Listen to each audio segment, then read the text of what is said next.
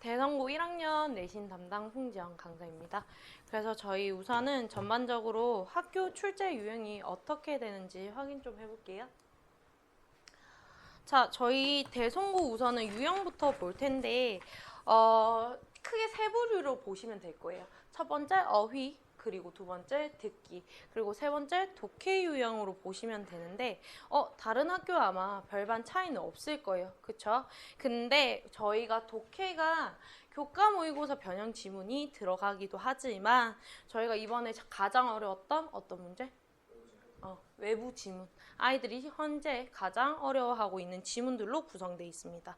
보시다 보면 아마 저게 왜 어렵겠어? 이렇게 생각을 할 수도 있고 또한 저거 풀면 되지 이렇게 하지만 수준이 우리 어떻게 됐었죠? 고3 수준이었죠. 맞죠? 고1이 이번에 학교에 처음 들어갔는데 시험에 고3을 내버린 거예요. 당연히 학교 출제 문제 유형이 어려울 수밖에 없었고요. 그리고 유형에서 또한 선생님들이 범위를 언급하지 않았기 때문에 더욱 어려웠다라고 보시면 될 것 같아요. 자, 그럼 저희가 대성고 영어 내신의 핵심이 무엇인지 확인 좀 하겠습니다.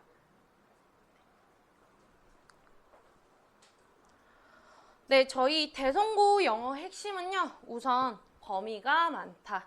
다른 학교에 비해서 모의고사 지문으로만 4개, 5개, 그리고 교과서 범위 2가 정말 아이들이 내신 기간에 학습하기에 정말 어려운 지문들로만 구성되어 있고요. 그리고 이번에 누구 어머니시죠?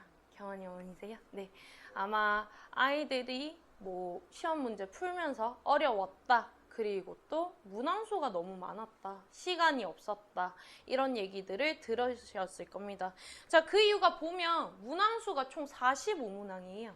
저희가 기준적으로 50분이라는 시간 동안 아이가 45문항을 푼다.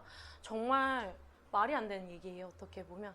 그래서 이 부분 같은 경우에서도 아이들이 많이 어려웠다라고 생각하시면 될 거고요. 그리고 지문의 수준, 고1 수준은 맞습니다.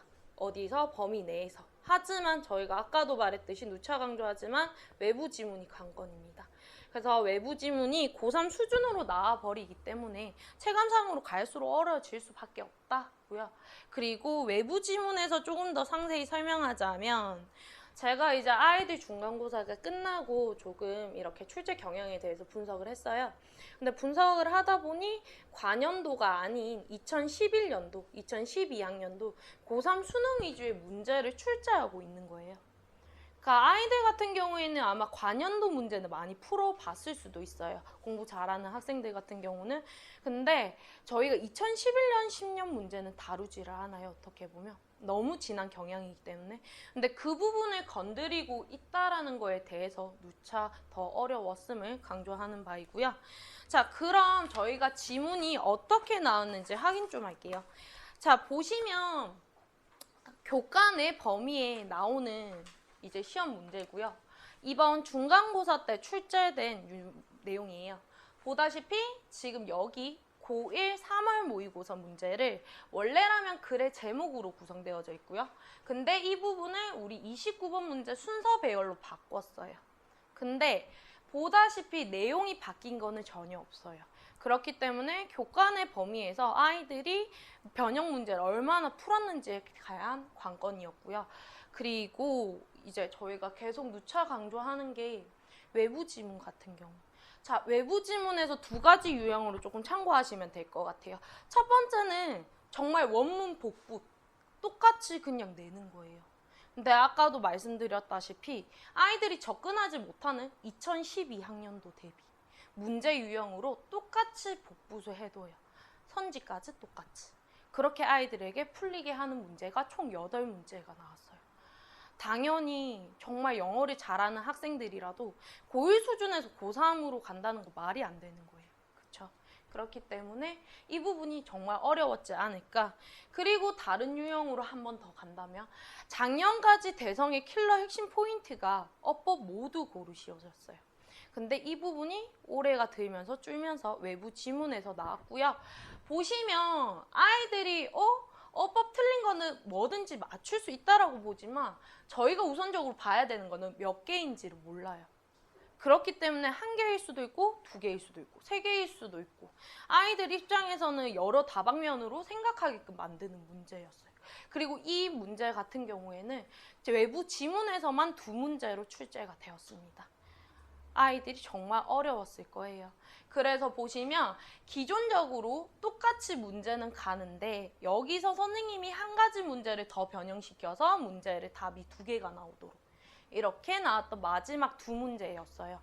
그래서 아마 저희 지금 뒤로 넘어가시면 뭐 5등급에서 4등급 이렇게 솔루션들이 각각 나오는데 우선적으로 5등급에서 4등급으로 올리기 위해서는 저희가 교과 내 범위 문제가 완전히 습득되어 있지 않는다면 5등급도 간당간당하다 이렇게 보시면 될 것 같아요. 그리고 3등급에서 만약에 2등급으로 가겠다. 완전히 외부 지문은 풀 수는 있어야 돼요. 3, 4문제 정도는. 그래야 저희가 분별해서 4등급 위에서 3등급까지도 맞출 수 있고요. 그리고 이거를 다 포함해서 우리 1등급 친구들을 위한 거라면 외부 지문 대비해서 웬만한 문제는 다 맞추셔야 돼요. 그리고 어법 문제 같은 경우는 어느 학년이든 어려워하는 문제이기 때문에 계속해서 학습해서 나가는 방법 말고는 없다라고 보시면 됩니다. 자, 그래서 저 같은 경우는 우선적으로 대성고 학생들이 전체 남자반으로 이루어져 있기 때문에 아무래도 남학생들이 꼼꼼하지 않은 편이 많아요. 그리고 어머님들께서 제가 통화를 하다 보면 어법 문제에서 되게 고민이 많으시더라고요. 그래서 그 부분을 우선은 첫 번째 어법의 두 가지 유형으로 아이들에게 선택하게끔 첫 주차에는 나가요. 그래서 아마 과제 했던 거 보면 알다시피 아이들이 체크해서 어법 관련으로 알 수 있게끔 알고 있고요. 그리고 2주차 때는 저희가 변형 문제로 풀면서 어법 문제를 풀어봐요. 그렇게 이제 학교에서 어떻게 어법 문제가 나올까라고 생각을 하고요.